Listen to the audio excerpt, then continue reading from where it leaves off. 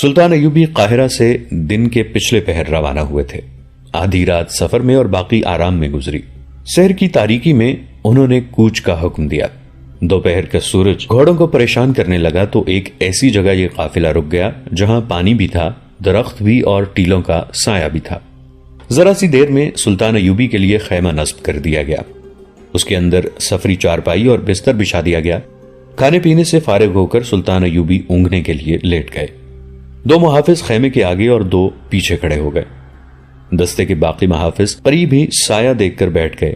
کچھ گھوڑوں کو پانی پلانے کے لیے لے گئے تھے۔ علی بن سفیان اور دیگر حکام جو سلطان ایوبی کے ساتھ تھے ایک درخت کے نیچے جا کر لیٹ گئے۔ انہوں نے خیمے نصب نہیں کرائے تھے۔ اس جگہ کے خد و خال ایسے تھے کہ سلطان ایوبی کا خیمہ ان کی نظروں سے اوجھل تھا۔ صحرا کا سورج زمین اور آسمان کو جلا رہا تھا۔ جس کسی کو جہاں کہیں چھاؤں ملی وہیں بیٹھ یا لیٹ گیا۔ یہ پہلا موقع تھا کہ سلطان ایوبی کے خیمے پر جن 2 محافظوں کی ڈیوٹی لگی تھی وہ دونوں حشیشین تھے جو ایک عرصے سے ایسے ہی موقع کی تلاش میں تھے۔ اس موقع کو پوری طرح موزوں بنانے کے لیے یہ صورت پیدا ہو گئی کہ محافظوں کی زیادہ تر نفری گھوڑوں کو پانی پلانے چلی گئی تھی۔ پانی ایک ٹیلے کے دوسری طرف تھا۔ قافلے کا سامان اٹھانے والے اونٹوں کے شتربان بھی اونٹوں کو پانی کے لیے لے گئے تھے۔ جو محافظ ڈیوٹی والوں کے علاوہ پیچھے رہ گئے تھے ان میں 2 حشیشین اور تھے۔ انہوں نے اشاروں میں طے کر لیا۔ سلطان ایوبی کو خیمے کے سامنے کھڑے محافظ نے خیمے کا پردہ ذرا سا ہٹا کر اندر دیکھا اور باہر والوں کو اشارہ کیا۔ سلطان ایوبی اس حالت میں گہری نیند سوئے ہوئے تھے کہ ان کی پیٹھ خیمے کے دروازے کی طرف تھی۔ محافظ دبے پاؤں اندر چلا گیا۔ اس نے خنجر نہیں نکالا، تلوار نہیں نکالی، بلکہ اس کے ہاتھ میں جو برچھی تھی وہ بھی اس نے خیمے کے باہر رکھ دی تھی۔ ہر محافظ کی طرح وہ قوی ہیکل جوان تھا۔ دیکھنے میں وہ سلطان ایوبی کی نسبت دگنا نہیں تو 1.5 گنا طاقتور ضرور تھا۔ وہ دبے پاؤں سلطان ایوبی تک گیا اور بجلی کی سی تیزی سے سلطان کی گردن دونوں ہاتھوں میں جکڑ لی۔ سلطان ایوبی جاگ اٹھے۔ انہوں نے کروٹ بھی بدل لی، لیکن جس شکنجے میں ان کی گردن آ گئی تھی اس سے گردن چھڑانا ممکن نہیں تھا۔ اسلام کے اس جری جرنیل کی زندگی صرف 2 منٹ رہ گئی تھی۔ وہ اب پیٹھ کے بل پڑے تھے۔ حملہ آور نے ان کے پیٹ پر گھٹنا رکھ کر ایک ہاتھ ان کی گردن سے ہٹا دیا، دوسرے ہاتھ سے سلطان کی شہرگ کو دبائے رکھا۔ اس نے اپنے کمربند سے ایک پڑیا سی نکالی، اسے ایک ہی ہاتھ سے کھولا اور سلطان ایوبی کے منہ میں ڈالنے لگا۔ وہ سلطان کو زہر دے کر مارنا چاہتا تھا کیونکہ گلا دبا کر مارنے سے صاف پتہ چل سکتا تھا کہ گلا دبایا گیا ہے۔ سلطان ایوبی بے بس تھے۔ پیٹ پر اتنے قوی ہیکل جوان کا گھٹنا اور بوجھ تھا۔ شہرگ دشمن کے شکنجے میں تھی اور سانس رک گیا تھا۔ ان کا منہ کھلا ہوا تھا جو انہوں نے پڑیا دیکھ کر بند کر لیا۔ انہوں نے ہوش ٹھکانے رکھے۔ موت سر پر آ گئی تھی۔ سلطان ایوبی نے اپنے کمربند سے تلوار نما خنجر نکال لیا جو وہ زیور کی طرح اپنے ساتھ رکھتے تھے۔ حملہ آور ان کے منہ میں زہر ڈالنے کی کوشش میں مگن تھا۔ دیکھ نہ سکا کہ سلطان نے خنجر نکال لیا ہے۔ سلطان ایوبی نے خنجر اس کے پہلو میں اتار دیا، کھینچا اور ایک بار پھر خنجر حملہ آور کے پہلو میں اتر گیا۔ حملہ آور سانڈ جیسا آدمی تھا، اتنی جلدی نہیں مر سکتا تھا۔ سلطان ایوبی سپاہی تھے، وہ خنجر کے وار اور ہدف سے آگاہ تھے۔ انہوں نے خنجر حملہ آور کے پہلو سے نکالا نہیں، وہیں خنجر کو گھمایا اور نیچے کو جھٹکا دیا۔ حملہ آور کی اندڑیاں اور پیٹ کا اندرونی حصہ باہر آ گیا۔ حملہ آور کے ہاتھ سے سلطان ایوبی کی گردن چھوٹ گئی، دوسرے ہاتھ سے زہر کی پڑیا گر گئی۔ سلطان ایوبی نے جسم کو جھٹکا دیا، حملہ آور کو دھکا دیا تو حملہ آور چارپائی سے نیچے جا پڑا۔ وہ اب اٹھنے کے قابل نہیں تھا۔ یہ مارکا بمشکل آدھے منٹ میں ختم ہو گیا، مگر خیمے سے باہر دوسرا محافظ کھڑا تھا۔ اس نے اندر دھمک سی سنی تو پردہ اٹھا کر جھانکا، وہاں کچھ اور ہی نقشہ دیکھا۔ وہ تلوار سونت کر آیا اور سلطان ایوبی پر وار کیا۔ سلطان خیمے کے درمیانی بانس کے پیچھے ہو گئے، تلوار بانس پر لگی۔ سلطان تو جیسے پیدائشی تیغزن تھے، ادھر تلوار بانس میں لگی، ادھر سلطان ایوبی نے جھپٹا مارنے کے انداز سے حملہ آور پر خنجر کا وار کیا۔ حملہ آور بھی لڑاکا تھا، اسی لیے تو وہ محافظ دستے کے لیے چنا گیا تھا۔ وہ وار بچا گیا۔ اس کے ساتھ ہی سلطان ایوبی نے محافظ دستے کے کمانڈر کو آواز دی۔ حملہ آور نے دوسرا وار کیا تو سلطان ایوبی آگے سے ہٹ گئے، مگر ایسے ہٹے کہ حملہ آور کے پہلو میں چلے گئے۔ اب کہ حملہ آور سلطان کے خنجر کا وار نہ بچا سکا۔ سلطان ایوبی کی پکار پر 2 محافظ خیمے میں آئے، دونوں نے سلطان ایوبی پر حملہ کر دیا۔ اتنے میں سلطان ایوبی دوسرے محافظ کو بھی زخمی کر چکے تھے، مگر وہ ابھی تک لڑ رہا تھا۔ اس کے 2 اور ساتھی آ گئے تھے۔ سلطان ایوبی نے حوصلہ قائم اور دماغ حاضر رکھا۔ اللہ نے مدد کی کہ دستے کا کمانڈر اندر آ گیا۔ اس نے دوسرے محافظوں کو آوازیں دیں اور سلطان ایوبی کے کہنے پر وہ حملہ آوروں سے الجھ گیا۔ اتنے میں 4-5 محافظ آ گئے۔ ادھر سے علی بن سفیان اور دوسرے حکام بھی شور سن کر آ گئے۔ خیمے میں دیکھا تو ان کے رنگ اڑ گئے۔ 4 محافظ لہو لوہان ہو کے پڑے تھے، 2 مر چکے تھے، تیسرا مر رہا تھا۔ وہ ہوش میں نہیں تھا، اس کا پیٹ اوپر سے نیچے تک پھٹا ہوا اور سینے پر 2 گہرے زخم تھے۔ چوتھے کے پیٹ میں 1 زخم تھا اور دوسرا ران پر۔ وہ زمین پر بیٹھا ہاتھ جوڑ کر چلا رہا تھا، میں زندہ رہنا چاہتا ہوں، مجھے میری بہن کے لیے زندہ چھوڑ دو۔ سلطان ایوبی نے اپنے محافظوں کو روک دیا۔ محافظ اتنے بھڑکے ہوئے تھے کہ انہوں نے تیسرے محافظ کو بے ہوشی میں سانس لیتے دیکھا تو اس کی شہرگ کاٹ دی۔ چوتھے کو سلطان ایوبی نے بچا لیا۔ یہ رحم کا جذبہ بھی تھا اور یہ ضرورت بھی کہ اس سے بیان لینے تھے اور اس سازش کی کڑیاں بھی ملانی تھی۔ صلاح الدین کا طبیب اس قافلے کے ساتھ تھا، وہ جراح بھی تھا، ہر جگہ ان کے ساتھ رہا کرتا تھا۔ سلطان ایوبی نے اسے کہا کہ اس زخمی کو ہر قیمت پر زندہ رکھنے کی کوشش کرے۔ سلطان ایوبی کو خراش تک نہیں آئی تھی، وہ ہانپ رہے تھے لیکن جذباتی طور پر بالکل مطمئن تھے، غصے کا شائبہ تک نہیں تھا۔ انہوں نے مسکرا کر کہا، میں حیران نہیں ہوں، ایسا ہونا ہی تھا۔ علی بن سفیان کی جذباتی حالت بگڑی ہوئی تھی۔ یہ اس کی ذمہ داری تھی کہ محافظ دستے کے لیے جسے منتخب کیا جائے اس کے متعلق چھان بین کریں کہ وہ قابل اعتماد ہے۔ اب یہ دیکھنا تھا کہ دستے کے باقی سپاہیوں میں کوئی ان کا ساتھی رہ گیا ہے یا باقی دیانتدار ہیں۔ سلطان ایوبی کے بستر پر وہ پڑیا پڑی ہوئی تھی جو حملہ آور ان کے منہ میں ڈالنا چاہتا تھا۔ ایک سفید سا صفوف تھا جس میں سے کچھ بستر پر بکھر گیا تھا۔ طبیب نے یہ صفوف دیکھا اور جب سنا کہ یہ سلطان ایوبی کے منہ میں ڈالا جا رہا تھا تو طبیب کا رنگ اڑ گیا۔ اس نے بتایا کہ یہ ایسا زہر ہے جس کا صرف 1 ذرہ حلق سے نیچے اتر جائے تو تھوڑی سی دیر میں انسان نہایت اطمینان سے مر جاتا ہے۔ وہ تلخی محسوس نہیں کرتا اور نہ وہ اپنے اندر کوئی اور ایسی تبدیلی محسوس کرتا ہے۔ طبیب نے سلطان ایوبی کا بستر اٹھوا کر باہر بھجوایا اور صاف کرا دیا۔ سلطان ایوبی نے زخمی کو اٹھوا کر اپنے بستر پر لٹا دیا۔ اس کے پیٹ میں تلوار لگی تھی اور دوسرا زخم ران پر تھا۔ پیٹ کا زخم مہلک نظر نہیں آتا تھا، ترچھا تھا۔ ران کا زخم لمبا تھا اور گہرا بھی۔ وہ ہاتھ جوڑ کر سلطان ایوبی سے زندگی کی بھیک مانگ رہا تھا۔ سلطان کے خلاف اس کے دل میں کوئی ذاتی دشمنی نہیں تھی، کوئی نظریاتی عداوت بھی نہیں تھی۔ وہ کرائے کا قاتل تھا۔ اپنی شکست کے ساتھ اسے اپنی ایک غیر شادی شدہ بہن کا غم کھائے جا رہا تھا۔ وہ بار بار اس کا نام لیتا اور کہتا تھا کہ میں مسلمان ہوں، میرا گناہ بخش دو، ایک مسلمان بہن کی خاطر مجھے بخش دو۔ زندگی اور موت خدا کے ہاتھ میں ہے، سلطان ایوبی نے ایسے لہجے میں کہا جس میں تحمل تھا مگر رعب اور جلال بھی تھا۔ سلطان نے کہا، تم نے دیکھ لیا ہے کہ کون مارتا اور کون زندہ رکھتا ہے، لیکن میرے دوست، اس وقت تمہاری جان جس کے ہاتھ میں ہے تم اسے دیکھ رہے ہو۔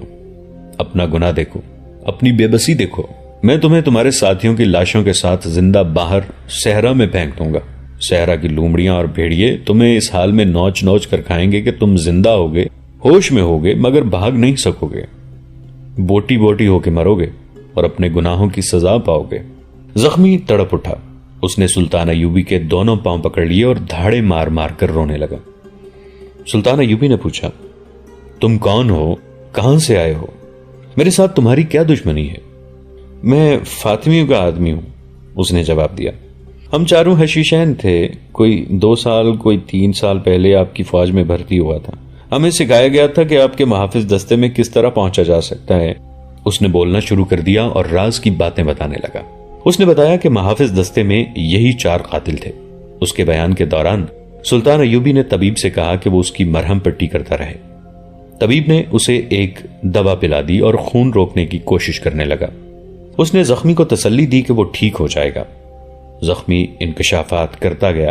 اس نے معزول فاطمی خلافت اور حشیشین کے معاہدے کو بے نقاب کیا۔ فاطمیوں نے صلیبیوں سے جو مدد لی تھی اور لے رہے تھے اس کی تفصیل بتائی۔ خاصا وقت صرف کر کے طبیب نے اس کی مرہم پٹی مکمل کر دی۔ اصل مرہم تو سلطان ایوبی کی شفقت تھی جس میں انتقام کا ذرا سا بھی شک نہیں ہوتا تھا۔ سلطان ایوبی نے کہا کہ لاشیں باہر پھینک دو، اور اس زخمی کے متعلق انہوں نے علی بن سفیان سے کہا کہ وہ وہیں سے اسے قاہرہ لے جائے اور اس نے جو نشاندہیاں کی ہیں ان کے خلاف کارروائی کرے۔ زخمی نے نہایت کارآمد سراغ دیے تھے۔ جن میں کچھ ایسے خطرناک تھے جن کی تفتیش علی بن سفیان ہی اچھی طرح کر سکتا تھا۔ اسے اسی وقت اونٹ پر خاص طریقے سے بٹھا کر علی بن سفیان واپسی کے سفر پر چل پڑا۔ سلطان صلاح الدین ایوبی پر متعدد بار قاتلانہ حملے ہوئے تھے، تاریخ میں ان تمام کا ذکر نہیں آیا۔ ایسے 2 حملوں کا ذکر ملتا ہے۔ ایک بار ایک فدائی قاتل نے سلطان ایوبی پر اسی طرح سوتے میں خنجر کا وار کیا تھا۔ خنجر پگڑی میں لگا اور سلطان ایوبی جاگ اٹھے تھے۔ یہ قاتل سلطان ایوبی کے ہاتھوں مارا گیا اور اس کے محافظ دستے کے چند ایسے محافظ پکڑے گئے تھے جو کرائے کے قاتل تھے۔ مصر کے جنوب مغربی علاقے میں جو سوڈان کی سرحد کے ساتھ ملتا تھا، صدیوں پرانی کسی پیچ در پیچ عمارت کے کھنڈر تھے۔ اس زمانے میں مصر کی سرحد کچھ اور تھی۔ صلاح الدین ایوبی کہا کرتے تھے کہ مصر کی کوئی سرحد ہے ہی نہیں، تاہم سوڈانیوں نے ایک خیالی سی سرحد بنا رکھی تھی۔ کھنڈروں کے ارد گرد کا علاقہ دشوار گزار تھا۔ غالباً فرعون کے وقتوں میں یہ علاقہ سرسبز تھا اور وہاں پانی کی بہتات تھی۔ خشک جھیلیں اور 2 ندیوں کے گہرے اور خشک پاٹ بھی تھے۔ ریتلی چٹانیں بھی تھیں اور ریتلی مٹی کے ٹیلے بھی۔ ان کی شکلیں کسی بہت بڑی عمارت کے کھنڈروں کی مانند تھیں۔ کہیں ٹیلا ستون کی طرح دور اوپر تک چلا گیا تھا اور کہیں ٹیلے دیواروں کی طرح کھڑے تھے۔ جہاں جہاں جگہ ہموار تھی وہاں ریت تھی۔ چٹانیں اونچی بھی تھی، نیچی بھی۔ اس علاقے کے ارد گرد کہیں کہیں پانی تھا، لہٰذا درخت تھے اور وہاں کے رہنے والے کھیتی باڑی کرتے تھے۔ کم و بیش 40 میل لمبا اور 10-12 میل چوڑا یہ علاقہ آباد تھا۔ یہ آبادی مسلمان تھی، ان میں کچھ لوگ مسلمان نہیں تھے۔ ان کے عجیب و غریب سے عقیدے تھے۔ فرعونوں کی عمارت کے کھنڈروں سے لوگ ڈرا کرتے تھے۔ ان کے ارد گرد کا علاقہ بھی ایسا تھا کہ دیکھنے والے پر ہیبت طاری ہو جاتی تھی۔ وہاں سے کوئی گزرتا ہی نہیں تھا۔ لوگ کہتے تھے کہ وہاں فرعونوں کی بدروحیں رہتی ہیں جو دن کے دوران بھی جانوروں کی صورت میں گھومتی پھرتی رہتی ہیں، اور کبھی اونٹوں پر سوار سپاہی کے بھیس میں اور کبھی خوبصورت عورتوں کے روپ میں نظر آتی ہیں، اور رات کو وہاں سے ڈراؤنی آوازیں بھی سنائی دیتی ہیں۔ کوئی 1 سال سے یہ کھنڈر لوگوں کی دلچسپیوں کا مرکز بن گیا تھا۔ اس سے پہلے سلطان ایوبی کی فوج کے لیے بھرتی کی مہم شروع ہوئی تھی تو بھرتی کرنے والے اس علاقے کے ارد گرد بھی گھومتے پھرتے رہتے تھے۔ وہاں کے باشندوں نے انہیں خبردار کیا تھا کہ وہ ٹیلوں کے اندر نہ جایا کریں۔ انہیں پرسرار آوازیں، ڈراؤنی چیزوں اور بدروحوں کی کہانیاں سنائی گئی تھی۔ اس علاقے سے فوج کو بہت بھرتی ملی تھی، مگر اس کے بعد بھرتی کرنے والے گئے تو لوگوں کا رجحان بدلا ہوا تھا۔ سرحد پر گشت کرنے والے دستوں نے رپورٹ دی تھی کہ گشتی سنتری بھی اس علاقے کے اندر نہیں جایا کرتے، اور انہوں نے بھی کسی انسان کو ادھر جاتے نہیں دیکھا تھا، مگر اب وہ لوگوں کو اندر جاتا دیکھتے ہیں اور وہاں سے آنے والے ڈرے ہوئے نہیں بلکہ مطمئن سے نظر آتے ہیں۔ اس کے بعد یہ اطلاع ملی کہ ہر جمعرات کے روز رات تک اندر میلہ سا لگتا ہے، اور اس کے بعد اس قسم کا واقعہ ہوا کہ سرحدی دستوں کے 4-5 سپاہی لاپتہ ہو گئے۔ ان کے متعلق یہ رپورٹ دی گئی تھی کہ بگھوڑے ہو گئے ہیں۔ سلطان ایوبی نے جہاں دشمن کے ملکوں میں جاسوس بھیج رکھے تھے، وہاں انہوں نے اپنے ملک میں بھی جاسوسوں کا ایک جال پھیلایا ہوا تھا۔ غیر مسلم مورخوں نے سلطان ایوبی کو خاص طور پر خراج تحسین پیش کر کے کہا ہے کہ ان کا انٹیلیجنس کا نظام بہت ہی خوب تھا۔ کمانڈو طریقہ جنگ کو خصوصی اہمیت دے کر انہوں نے نئے طریقے دریافت کیے اور ثابت کر دیا تھا کہ وہ 10 افراد سے 1000 نفری کی فوج کا کام لے سکتے ہیں۔ یہ الگ بات ہے کہ مسلمان ہونے کی وجہ سے یورپی مورخین نے سلطان ایوبی کے اس فن کو تاریخ میں اتنی جگہ نہیں دی جتنی دینی چاہیے تھی، لیکن اس دور کے وقائع نگاروں نے جو تحریریں قلم بند کی ہیں ان سے پتہ چلتا ہے کہ اسلام کا یہ عظیم پاسبان انٹیلیجنس، گوریلا اور کمانڈو آپریشن پر مہارت رکھتا تھا۔ ان کی انٹیلیجنس گوشے گوشے پر نظر رکھتی اور فوج کی مرکزی کمان کو رپورٹیں دیتی رہتی۔ اس کا ثبوت یہ تھا کہ مصر کے دور دراز کے ایسے علاقوں کی سرگرمیوں کی بھی اطلاع مرکز کو پہنچا دی گئی، جس کے متعلق کہا جاتا تھا کہ اس چھوٹے سے خطے کو تو خدا نے بھی فراموش کر رکھا ہے، مگر مخبروں نے وہاں کے لوگوں کی صرف ذہنی تبدیلی دیکھی اور اس کی اطلاع دی تھی۔ انہیں بھی ابھی معلوم نہیں تھا کہ اندر کیا ہوتا ہے۔ اس اطلاع کے بعد 2 مخبر قتل یا لاپتہ ہو گئے تھے۔ وہاں کے لوگوں نے نہ صرف ٹیلوں کے ڈراؤنے علاقے کے اندر جانا شروع کر دیا بلکہ وہ فرعونوں کے اس پیچ در پیچ عمارت کے کھنڈروں میں بھی جانے لگے تھے جہاں جانے کے تصور سے ہی ان کے رونگٹے کھڑے ہو جایا کرتے تھے۔ کچھ عرصہ پہلے تک اس کی ابتدا اس طرح ہوئی تھی کہ ایک گاؤں میں ایک شتر سوار آیا۔ یہ اجنبی مسلمان اور مصری تھا۔ اس کا اونٹ اچھی نسل کا اور تندرست تھا۔ اس مسافر نے گاؤں والوں کو اکٹھا کر کے یہ قصہ سنایا کہ وہ غربت سے تنگ آ چکا تھا۔ اب وہ رہزنی اور چوری کے ارادے سے گھر سے نکل کھڑا ہوا۔ وہ پیدل تھا۔ وہ اس امید پر اس علاقے میں آ گیا کہ یہاں کوئی آبادی نہیں، اس لیے رہزنی کرتے پکڑا نہیں جائے گا۔ وہ بہت دن پیدل چلتا رہا مگر اسے کوئی شکار نہ ملا۔ آخر ٹیلوں کے اس علاقے میں جہاں کوئی نہیں جاتا تھا وہ جا کر گر پڑا۔ اس کے جسم میں طاقت نہیں رہی تھی۔ اس نے آسمان کی طرف ہاتھ بلند کر کے خدا سے مدد مانگی۔ اسے ایک گونجدار آواز سنائی دی، تم خوش قسمت ہو کہ تم نے ابھی تک گناہ نہیں کیا، گناہ کی صرف نیت کی ہے۔ اگر تم کسی کو لوٹ کر یہاں آتے تو تمہارا جسم ہڈیوں کا پنجر بن جاتا اور شیطان کے چھوڑے ہوئے درندے تمہارا گوشت جو تمہارے سامنے پڑا ہوا تھا تمہیں دکھا دکھا کر کھا جاتے۔ اس آواز نے اجنبی پر غشی طاری کر دی۔ اس نے محسوس کیا کہ کوئی اسے اٹھا رہا ہے۔